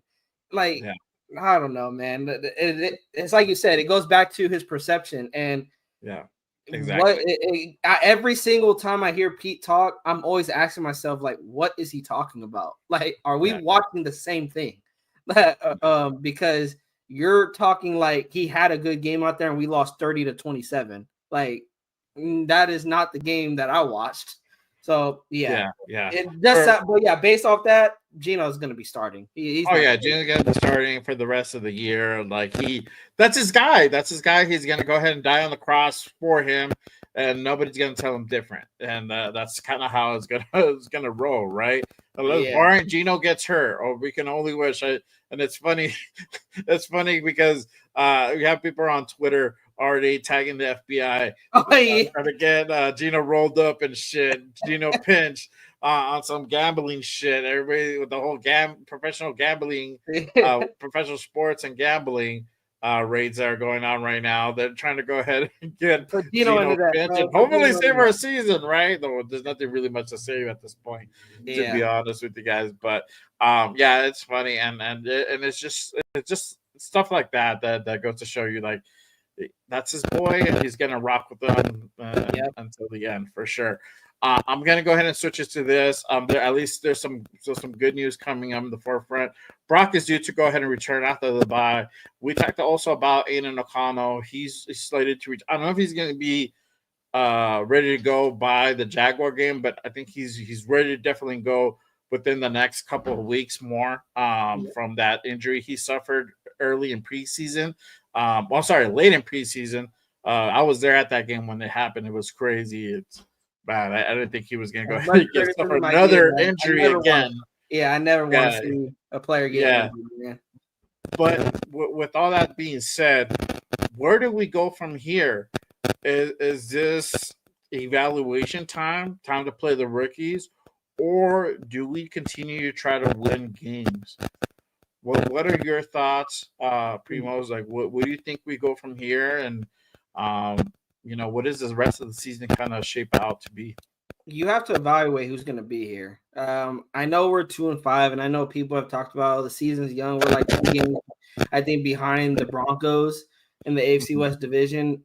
The thing is that we suck. Like, let's look at these 7 games that we played, and what good can we see from these games? We beat a terrible Titans team. That's really the only reason I feel like we won. It was because the Titans are just worse than we are, and we caught the Patriots in week 1. Had we caught the Patriots in like week 4, week 5, who knows? It could have been a different story. They probably would have beaten us. And then the 3 blowout. Like, you have to go back, look at those games, and I'm saying play the rookies. Like, you want to go out there and win games? Hey, go out there and win games with rookies. Like, try to win games with the rookies, because again, I need to know, what is this Spytek draft? Is Spytek a good GM? Can he scout talent? Because at this point, I can't say he does or he doesn't. That's why I keep saying that I'm not on the fire Spytek train, because I don't know what his draft is. I don't know if he can't draft. I'm not going to say he can or cannot draft, because I don't know what his draft is. So Porter, get him a lot of reps. Take Caillou Blue Kelly out. For the love of football, take him out. Put Jesus Darian Porter Christ. in. You drafted him in Yes. the 3rd round for a reason. Yes. And the offensive line, same thing. We talked about the issues. Spytech drafted 2 of them, Caleb Rogers and Charles Grant. Give them some burn. Talk to him, give him some burn. Like JJ Pegues, why isn't he out there? Hey, if you need help in the running game to give Genty some holes, put Pegues at fullback. Like, Yeah, do something. exactly. Like, play these rookies. That's all I want to see. And if we win football games with these rookies, hey, we win football games. Am I going to be honest? I don't see another win on our schedule, but do I want to win? I don't know, because at the same, I want to lock up our quarterback. You guys, like, it's been too long, and I know people's like, well, you don't tank. Well, we don't need a tank. We suck already. I want to see who's going to be here for the future. Is Darren Porter a guy that you can build off of as possibly being a shutdown corner in the future? Is Caleb Rogers or Charles Grant future guys that you could put that could be studs on your offensive line? We know what we get out of Genty. Same with Jack Best. Is Jack Best going to be a guy that he could be that good wide receiver too, like Jacoby was, that dirty wide receiver, kind of like how Michael Crabtree was to Amari Cooper, that guy that blocked well but also came in with some clutch catches when needed be. You're not going to see that if they're not getting any reps. So it is time to play the entire 2025 NFL draft and just stop playing complicated with these guys and playing favorites. And also, JPJ, put his ass back at center. All right, put his ass back at center. Like, let's stop playing games here, Pete. Let's evaluate for the future. Because let's say your question is JPJ a starting center? That's Pete, and he has issues with communication. That is Pete's thing. Then this is the time to put him at center and get him ready for next season. Again, play your guys who's going to be here next season. Like guys like Devin White and Landon Roberts. You got to ask yourself, are they going to be here next season? If they're not, then it's time to play some of these young linebackers in there. Plug them in. And same with the corner, like Chris Smith. I want to see Chris Smith out there. I'm not saying he's any better or we're going to get anything out of him, but shit, he hasn't got a lot of reps since being drafted to the Raiders. So I would love to see what Chris Smith can bring. But it is time to play our rookies. And if we win football games with the rookies, hey, I think that's a confidence boost for them, honestly. Yeah, for sure. I agree 100%. I think it's evaluation mode. It's time to evaluate talent. The rookies need to be out there. The rookies need to be on the field. The rookies, they should be starting. They should be starting. But if you don't want to start them, at least have them dressed. No more healthy scratches. Yeah. No more of that. I want to see these guys dressed, be out there, taking some reps, getting some burn. You got to put them out there. We got to see what these guys got, especially in that offensive line. Even if you don't want to go ahead and move JPJ, you want to keep them at guard, fine, cool. Put Rogers on the other side, and then play Charles Grant and see what he has. There's no reason why Stone Forsythe is out there and not Charles Grant. Yeah, exactly. Play JJ Pegues, see what he brings to the table. Same thing with Tonka Hemingway. We definitely need to go ahead and see Darian Porter over Kyle Blue Kelly. Yeah. Let's stop with the madness, for the love of God. Stop it. Just come on. Yes. Come on, Pete. Don't. He's better than that. I'm gonna do it. Stop it. Get some help. Get some help, Pete.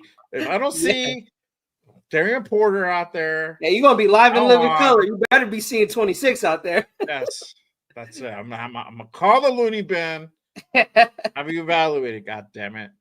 That's it. Yeah. But yes, and this should be the evaluation mode. We should see what we got in these guys and who we're going to keep. Not only that, but every the guys who are on that 1 year, we're really going to be serious on potentially keeping. Yeah. Devin White, Jamal Adams, guys like that. That on that 1 year, we got those guys need to be evaluated. Those guys are started. Devin White's already starting, but getting him some more burn for like Jamal Adams, and just. Please, if we could try to get at least these guys back into their actual position, play them on the strong suit, hopefully we might be able to go ahead and see some better gameplay. Also, too, to go ahead and note, I forgot about this. Lonnie Johnson, I think he's also slated to come back after the bye, too. He got injured in open practice. I saw that. It was gruesome. It sucked. Like he broke his fibula. Like it was just it was just bad luck. But I think he's slated to come back really, really soon. So hopefully we get to go ahead and see him and get another person Yeah, it's another to guy our we secondary. get to look at. Yeah, for sure. And I think he plays safety. So Yeah. that'll be another safety for us for sure. But yeah, I definitely think we need to go ahead and get into Mona. Stop at this whole, let's try to win many games. Like, no, look, at this point, we're not going to win. If you're going to keep doing the same shit, we're not going to win any games. Yeah. So might as well play the rookies. You don't have nothing to lose.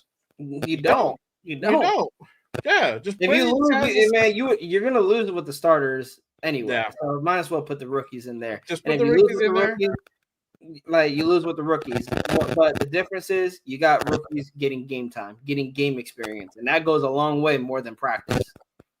Exactly. And that's my whole thing. And you never know. You might get a situation just kind of like we had last year with DJ Glaze, where he went in for like the injured Mumford, and then he just took that position over and he just ran with it. And it might be that type of situation we might see in something in Caleb Rogers or in Charles Grant. You never know. That's the only way really we're going to determine. You got to get trial by fire, put the feet to the fire and see what happens for sure. Yeah. Before I go into the last segment really quick, I appreciate everyone pulling up and rocking with us on this Saturday morning. Appreciate you guys. Make sure you guys hit that like and subscribe button on both channels. Go ahead and turn on notifications. We do have shows that do go on during the week as well. So make sure you guys hit that subscribe button. We appreciate everyone here. Salute to everyone in the building. I'm going to go ahead and switch over towards my last segment of the show. I'm going to go ahead and hit towards the meet our guests, the spotlight. So this is a time where I take out of every show towards the end of the show, we take some time to go ahead and meet our guests. This week's guest is none other than Raider Primo. So I'm going to start with this really quick. I like to ask this question, and sometimes it catches dudes by surprise, and I like that. Who's on your Raiders Mount Rushmore? It could be players or coaches, so it's a little bit easier. So you can mix and match if you want to, or players, all coaches, whatever you want. But who's on your Raiders Mount Rushmore? You got to put Al on there, man. You got to put the father of the organization. Got to put Al Davis on there. Bro, it's hard because, and it's funny because it's always old players. Actually, no. Kenny Stabler, Charles Woodson. Yeah. Oh man, this last one. T. Wood. Yeah. And last one's hard because there's so many great. Oh man. Lyle Alzado. Okay. When I was doing my research on the Raiders, man, I fell in love with the way he plays the game. Oh yeah. So he's a special player to me at heart, especially when I watched America's game when we won the Super Bowl, and just hearing his story, hearing him outside of football. I got love for Lyle, man. So yeah, that's my Mount Rushmore. Al, Kenny, Charles, Wood, and Lyle. Yeah, nice for sure. That's awesome. I'm gonna go ahead and hit you with this one, and I like to go ahead and get everybody's kind of like origin story. Like that superheroes is like where they came from. For content creators, I like to go ahead and do the same thing.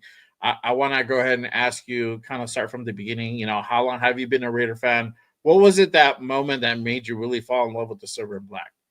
I've been raised as a Raider fan. My dad started as a Raider fan, but when I really fell in love was following the game of football in 2011 when Jason Campbell was leading the Raiders, and then we traded for Carson. So I came in at a dark time.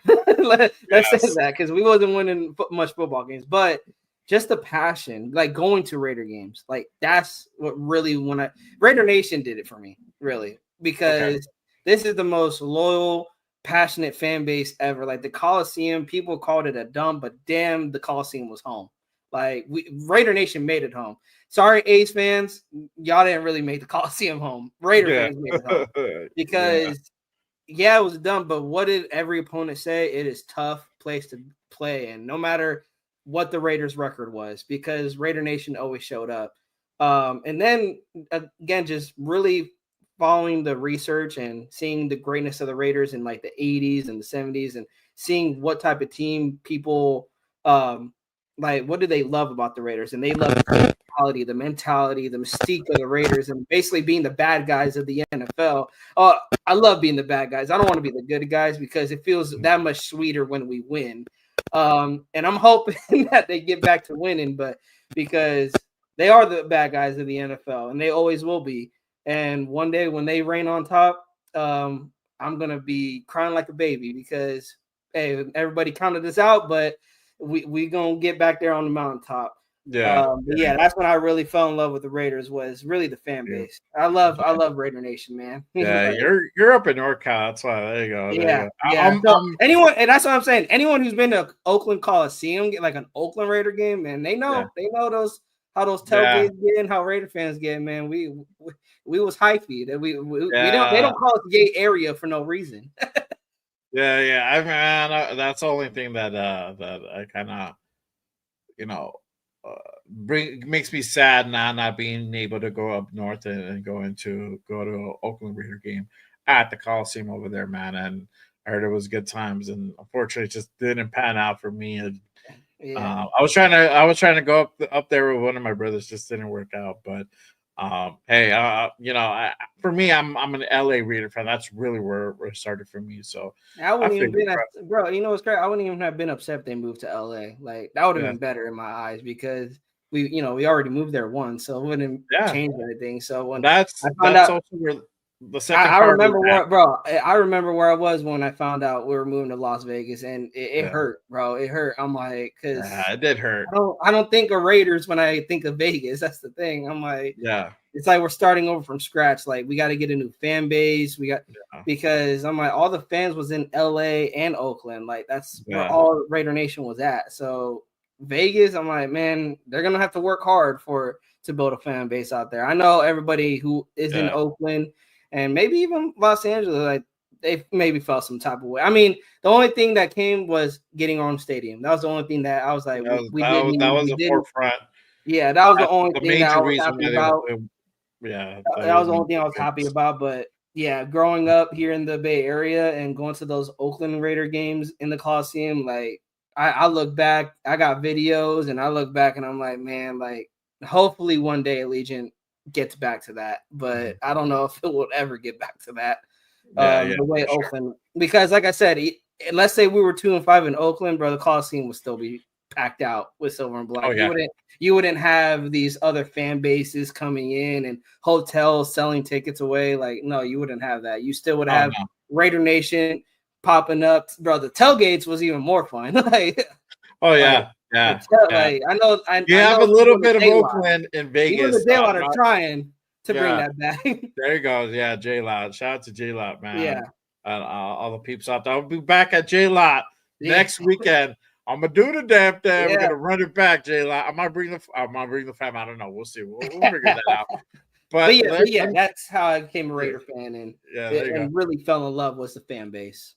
That's what's up. Let me ask you this.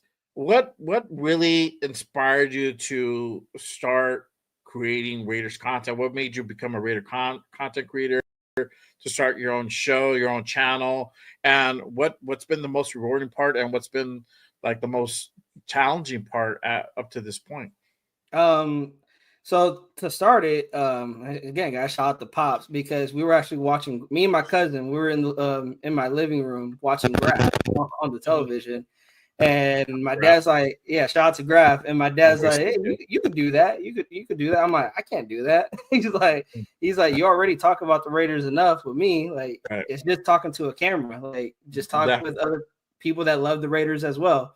So one day I was just like, you know what? I told my cousin, let's try this out. And I was like, man, what are we going to call it? And my dad was like, well, you guys are both cousins. You guys are primos, and you guys are both Puerto Rican. Like, get a Puerto Rican flag and get the Raiders logo, see how that works. And sure enough, we got the channel logo. We got our first show, and we started slowly growing with the things of other content creators like Graph, like Wasted, like Big Mike, Severe, and even now with your help, Jay, we're growing and we're getting close to 600 subscribers. And I didn't Yeah. even think we were going to get to 100 subscribers, just because I know there was, at the time when we were coming in, there was a bunch of Raider content creators.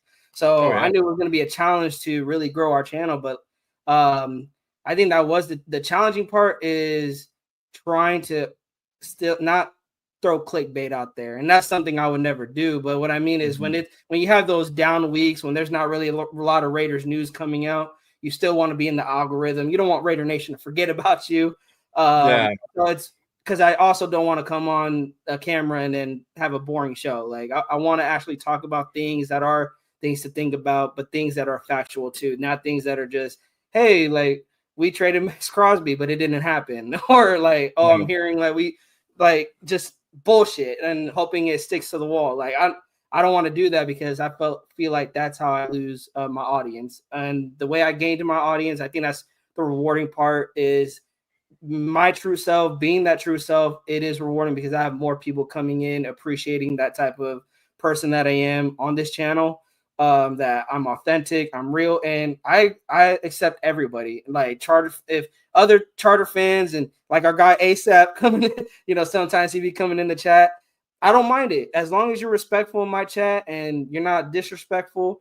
You're welcome, and I don't care who you're a fan of. We all love football. We all love talking football, and I don't think I've ever brought this up. I think the most rewarding is I had an Eagles fan reach out to me, and he watches my content, and he feels for the fan base. He's like, man, I always root for the Raiders to do good and hopefully change it around. Like, yeah, I'm happy my Eagles are coming off a Super Bowl win, but he's like, I don't think I know how to feel with seeing the Raiders hold up a Lombardi. And what he meant by that, he's like, I don't know if I'm gonna be excited with the fan base. Like, I won't be upset. He's like, I might look like a Raider fan and be excited. And I'm like, that's rewarding, because this content creating just shows me like how many people we reach. That we don't just reach the Raider Nation, we reach other fan bases of other NFL teams. And it also shows me how much the Raiders being good affects other fan bases. That, yeah, we're the laughingstock of the NFL, but deep down, those fan bases want to see the Raiders do good as well, outside of our division, of course. Yeah, for sure. Yeah, I mean, you know, it goes back to the saying where when the Raiders are good, the NFL is good as well, and it just makes football even better. And we're gonna get to that point. It's just probably gonna take longer than what it needs to be. Obviously, that's how we do it. I'm gonna go ahead and hit you and cap it off with this. Let me ask you, what is it that what do we need to go ahead and look out for you? Is there any collabs, anything in the future that we need to be looking out for you from you?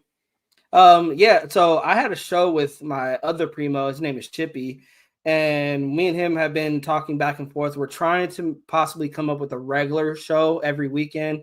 We're still trying to figure out what days to do it. But he's definitely around draft time is possibly to look out for it. That's when he really wants to start repping up the top, is when draft time is around the corner. So stay on the lookout for that. And I'm just gonna keep putting out that content out there, Mondays, Wednesdays, Fridays.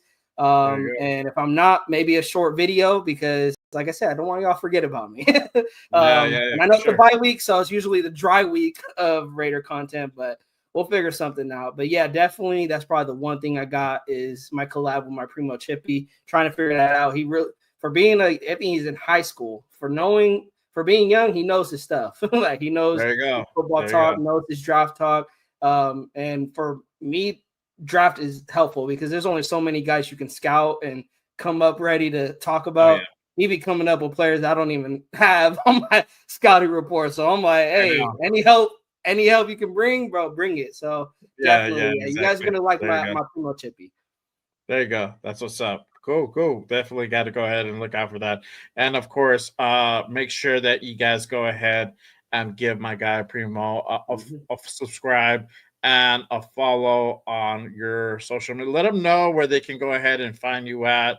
And then what the shows you have going on right now. Okay. Go ahead and let them know. Raiders Primos on X, Instagram, YouTube. Just search Raiders Primos. You'll find us. We have a couple of shows lined up for this bye week. Still doing some digging. We talked about the Max trade, so I'm trying to come up with some new content for you guys, Raider Nation. But definitely, if not this week, when we are back for Jaguars week, we would definitely be holding it down. Monday probably recapping the season, and then Wednesday previewing the Jaguars game, and then Friday, Saturday reviewing our injury report and doing our final prediction for the Jaguars game. The season is not what we wanted, but Raiders Primos is not going anywhere. I will stay here. And if Jay wants me back, I'll be with Jay also. For sure, bro, for sure. Hey, man, don't worry, Raider Nation. Primos is not going anywhere, even with the season being bad. I say there that because last year, bro, the season was so bad. I had to stop doing content creating because just talking about the Raiders, it was depressing last season.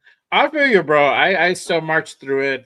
For me, it's good or bad. I'm still here. I still cover the Raiders, and that's where I got to get. It really sucks. No matter what, I'm sticking it throughout this season, bro. I'm not going nowhere. There you go. That's what's up. Man. Hey, but as usual, man, I appreciate you pulling up and rocking with me, especially on this Saturday.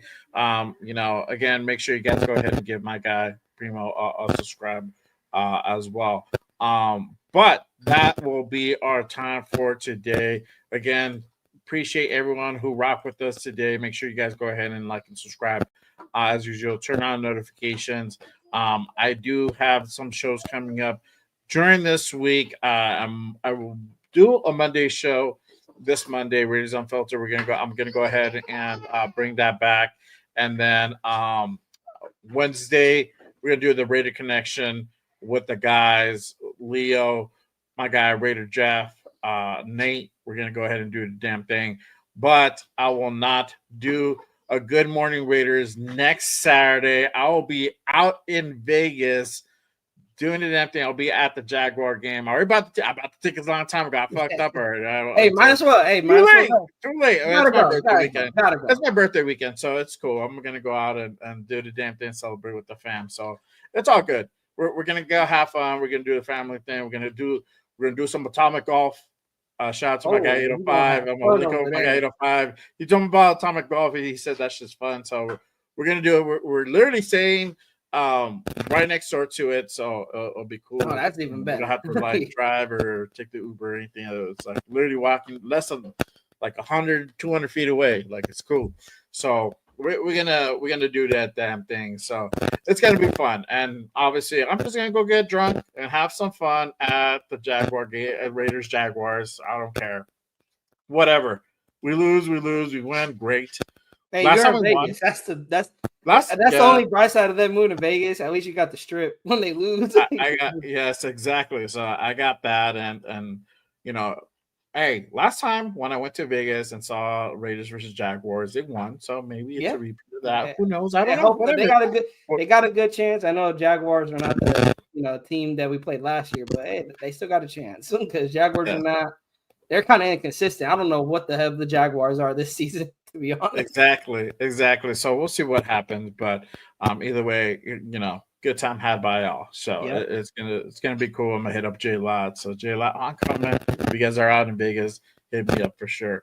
But I'll be back the following week again. Saturday morning, Good Morning Raiders, 10 a.m. Pacific. Same bad channel, same bad time. You already know what time it is. I'll have a special guest on for that show. I have none other than Kukui will be in the building. He's part of the Raiderverse. My guy covers the Raiders and also the Dodgers. Shout out to the Dodgers. Right now, I'm currently in the World Series. We're doing the damn thing, you already know. So I'm gonna have Kukui on. He renamed himself this year. Kukui used to dress up back in the day, according to Joe Morley. I don't remember that, but we're going to talk about it as well. So shout out to John. Appreciate you. We're going to have him on in a couple of weeks. So that's going to be a good show. But as usual, make sure you guys turn on notifications for this show and for all the other shows I have lined up. And the post-game reaction show will be back. I don't know if it's going to be back for the Jaguar game. I gotta figure that part out, and probably won't happen. But I'll be back for the following game after that, and that's going to be Raiders versus Broncos, and that Thursday night football. We're going to go ahead and do it. You already know what time it is. But I appreciate everyone tapping in and rocking with me on this Saturday morning. Like as usual, make sure you guys go ahead and hit that subscribe button. But other than that, that is our time for today. I will see you guys next time. As always, remember, just Raiders. Appreciate you guys. Peace. Peace.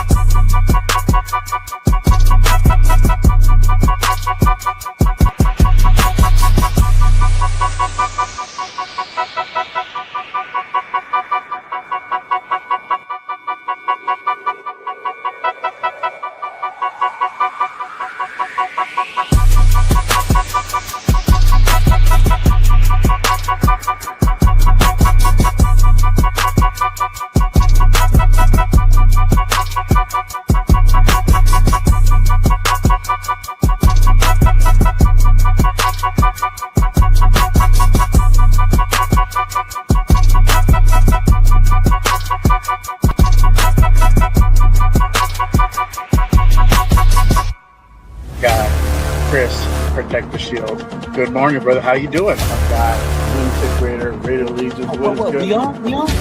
Hey! We on. None other than Mr. Fist, bringing none other than our guy, Joe Moore, bring out none other than the Violator, Wayne Marbury, bring out none other than the Notorious